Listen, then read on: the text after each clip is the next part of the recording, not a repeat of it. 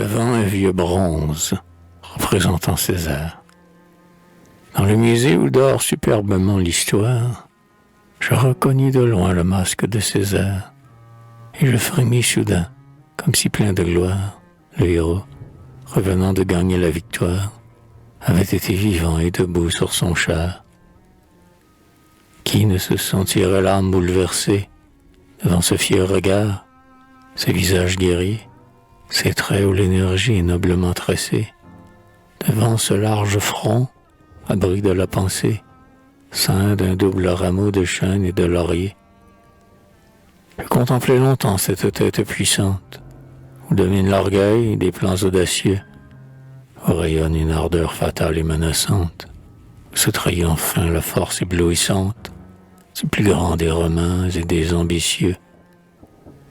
J'admirais ce vieux bronze arraché de la terre, respecté par le temps et sauvé de l'oubli.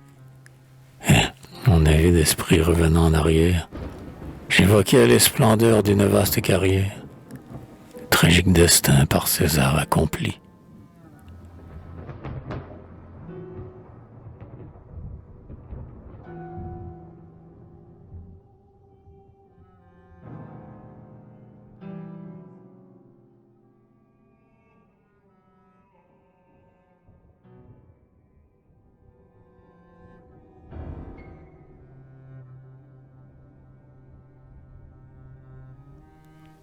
Si le nom de cet homme excite notre envie, s'il est bon quelquefois d'interroger sa vie, c'est qu'il fut courageux et mépris à la mort, que sa volonté ne fut qu'un long effort pour dompter chaque jour la fortune rebelle et mériter sans cesse une palme nouvelle.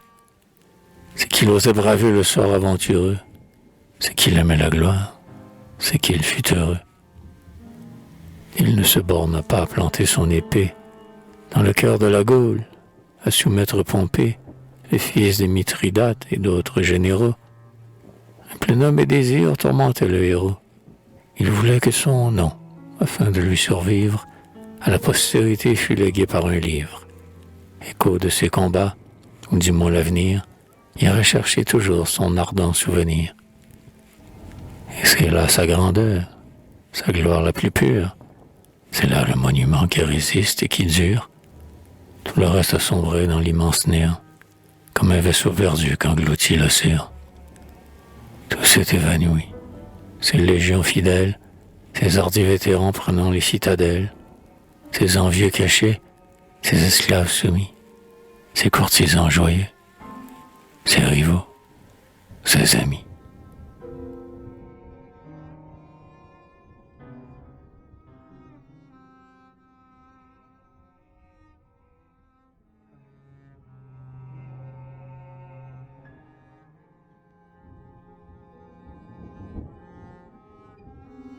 L'œuvre du conquérant, ses hauts faits militaires, dorment ensevelis sous les ombres du temps.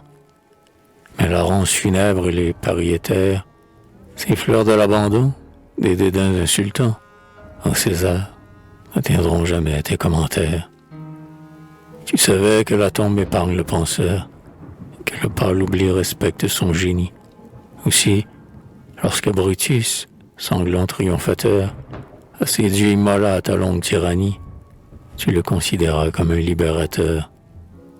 Tu savais que la mort illumine l'empreinte, dont l'écrivain d'Horace a marqué son chemin, et qu'il devient plus grand sous sa rigide étreinte. C'est pourquoi noblement dans le Siena romain, tu tombas et mourus sans murmurer, sans plainte. Et c'est pourquoi, de loin reconnaissant César, dans le musée où dort superbement l'histoire, je frémis tout à coup, comme si plein de gloire, j'avais vu le héros revenant sur son char, couronné des lauriers d'une double victoire.